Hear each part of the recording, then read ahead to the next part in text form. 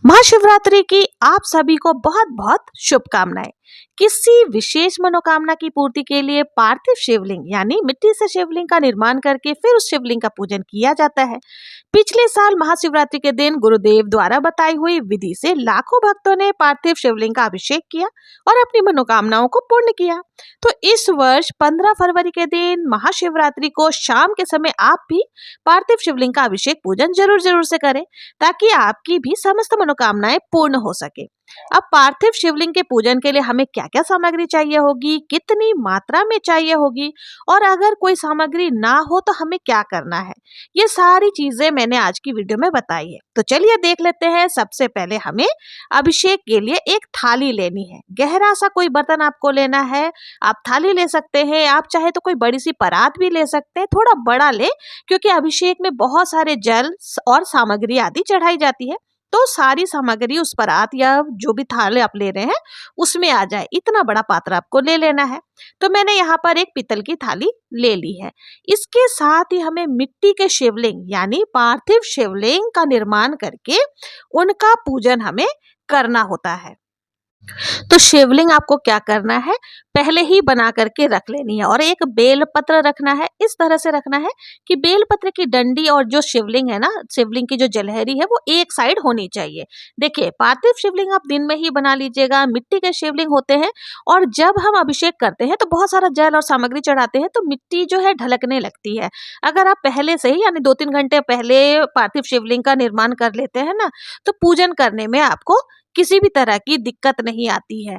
तो इसलिए आप क्या करें कि पहले से ही शिवलिंग बना करके आपको रख लेना है। और देखिए, आप जब शिवलिंग बना लेंगे ना, तो आपको क्या करना है, उसके ऊपर 2-4 दाने अक्षत के जरूर से डाल करके रख देना है। अब इन सब के साथ हमें क्या लेना है, देखिए, आपको एक लोटा में जल ले लेना है। आप कोई से भी धातु के लोटा ले सकते हैं, पीतल का, तांबे का, कांसे का, और उसमें आपको थोड़ा सा गंगा जल जरूर से मिश्रित कर लेना है। और देखिए, आपको जो जल है ना ज्यादा मात्रा में चाहिए होगा, क्योंकि अभिषेक के समय बहुत सारा जल आदि लगता है। तो आप ये सारी चीजें ले ले। दूसरी वस्तु जो है वो है पंचामृत। तो पंचामृत आप देखिए, दूध, दही, घी, शक्कर और शहद, ये आप मिला करके एक साथ में रख सकते हैं। आपको पंचामृत ले लेनी है इस तरह से करके। साथ ही अगर शहद आपके पास है तो शहद भी अलग से रख ले, क्योंकि शहद से भी अभिषेक किया जाता है। अब हमें तिलक करने के लिए जो है ना, पीला चंदन आप ले सकते हैं, अष्टगंध चंदन है तो वो आप ले सकते हैं, या घिसने वाली चंदन अगर है तो वो आप जरूर से रख सकते हैं। गणपति जी और माता पार्वती को तिलक करने के लिए हमें थोड़ी सी रोली भी जरूर से रख लेनी है। इन सब के बाद जो वस्तु है वो है 108 दाने चावल के। देखिए, चावल जो भी आप लेंगे ना वो संपूर्ण होना चाहिए, टूटे फूटे कहीं से भी नहीं होने चाहिए, खंडित नहीं होने चाहिए। इसके साथ जो अगली चीज है वो है 21 दाने गेहूं के।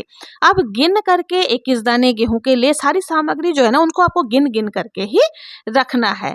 अब हमें देखिए, चुटकी भर काले तिल ले लेने हैं, और काले तिल के साथ ही हमें और क्या लेना है, देखिए, जो काली मिर्च होती है ना, जो गोल गोल मिर्च जिसे बोलते हैं काली मिर्च, वो उसके आपको 21 दाने लेने हैं आपको।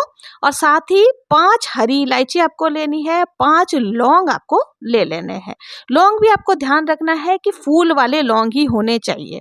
जो भी जैसा भी बता रही हूँ ना, कि सारे वस्तु जो है एकदम देख चुन चुन करके आपको पहले से ही इकट्ठा करके रख लेना है। अब इन सब के साथ हमें चाहिए होगा 5 कमल गट्टे। तो कमल गट्टे आपको ले लेने हैं। ये भी आपको देखिए, पूजा के शॉप में जहां भी पूजा पाठ की सामग्री मिलती है वहां से इजीली आपको मिल जाते हैं। अगर 5 की संख्या में कमल गट्टे ना मिले तो आप इनकी जगह पर 5 कमल के पुष्प भी ले सकते हैं, अगर पुष्प मिल जाते हैं तो। इसके बाद जो अगली सामग्री है वो है चुटकी भर गुलाल। थोड़ा सा गुलाल आपको जरूर से लेना है। अगर आपको अबीर मिल जाती है तो वो आप ले ले। साथ ही आपको अबरक मिल जाते हैं, जो ग्लिटर जैसा होता है, तो वो भी आप ले सकते हैं। ये भी पूजा पाठ की दुकान पर आपको मिल जाएगी। ये सारी सामग्री आपको ले लेनी है। देखिए, गुलाल जो है ना वो किसी भी रंग का आप ले सकते हैं, तो मैंने यहाँ पर गुलाबी रंग का गुलाल लिया है। अब इसके बाद हमें चाहिए होगा वस्त्र स्वरूप कलावा। ठीक है, कलावा आपको ले लेना है। अगर कलावा नहीं है तो आप जनेऊ भी ले सकते हैं। कलावा के साथ साथ जनेऊ, आप दोनों चीजें ही रख ले। आपकी जो जनेऊ की संख्या है ना वो 2 होनी चाहिए, एक गणेश जी के लिए और एक हमें शिवलिंग पर समर्पित करने के लिए। अब इन सब के साथ आपके अगर इत्र है तो आप इत्र जरूर से ले। अगली जो सामग्री है वो भी हमें पूजा के थाली में रख लेनी है।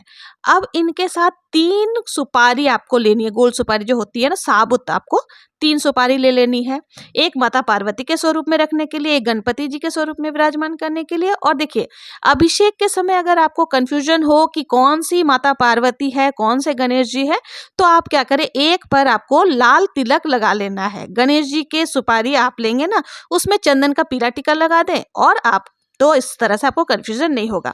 अब जो अगली वस्तु हमें लेनी है वो है दक्षिणा। तो कुछ भी दक्षिणा यथासंभव आपको जरूर से लेना है। इसमें सिक्के ज्यादा रखें तो ज्यादा अच्छा है, क्योंकि अभिषेक के समय हमें ये सारी चीजें चढ़ानी होती है। इन सब के साथ ही हमें क्या लेना है, दीपक।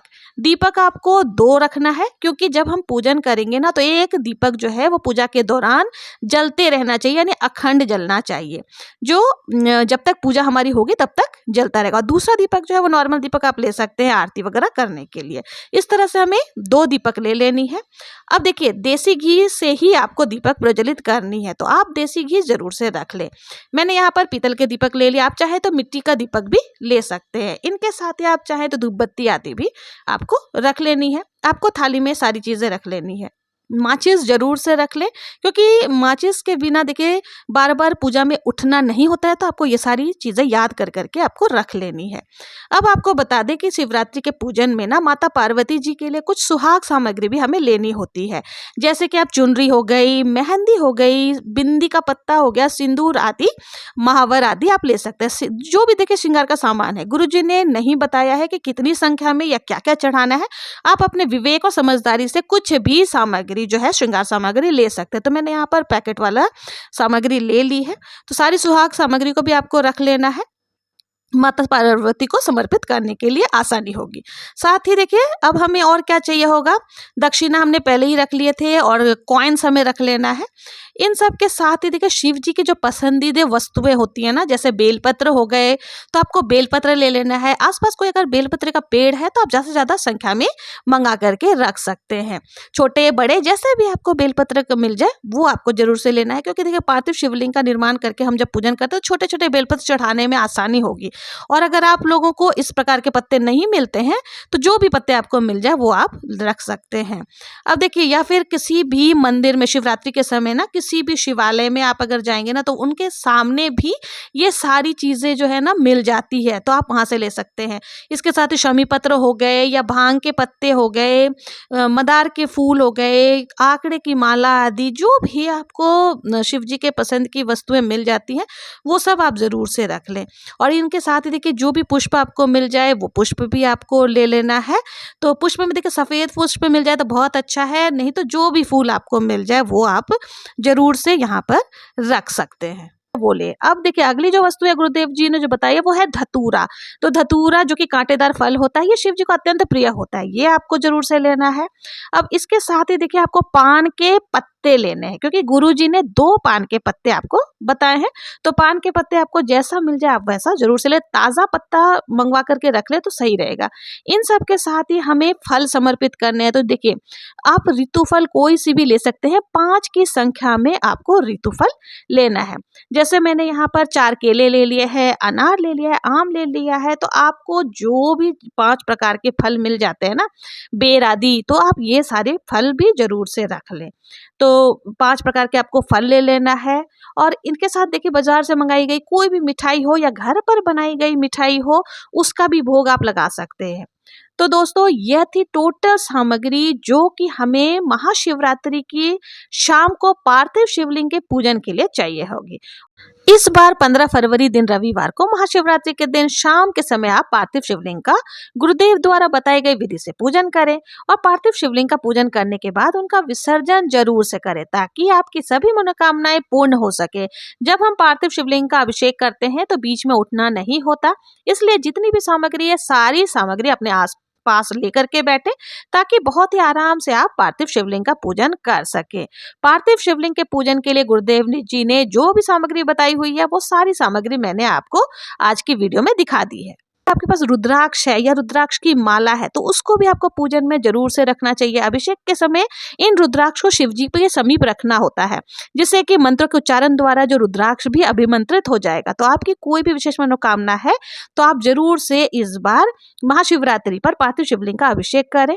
तो भक्तों इस पर शिव जी को प्रसन्न जरूर से करें, साथ ही उन भक्तों तक भी ये जानकारी शेयर करें ताकि वीडियो के माध्यम से हर शिव भक्त गुरु जी की बताई हुई जानकारी उन तक पहुंच सके कि उस पूजन में कौन कौन सी पूजन सामग्री लगती है या पार्थिव शिवलिंग के पूजन हमें किस प्रकार से करनी चाहिए। तो आप लोगों को मेरा ये वीडियो कैसा लगा, अगर पसंद आया तो प्लीज़ मेरे चैनल को लाइक शेयर एंड सब्सक्राइब करना ना भूलें। और एक बार फिर से महाशिवरात्रि की आप सभी को बहुत बहुत शुभकामनाएं। हर हर महादेव, ओम नमः शिवाय।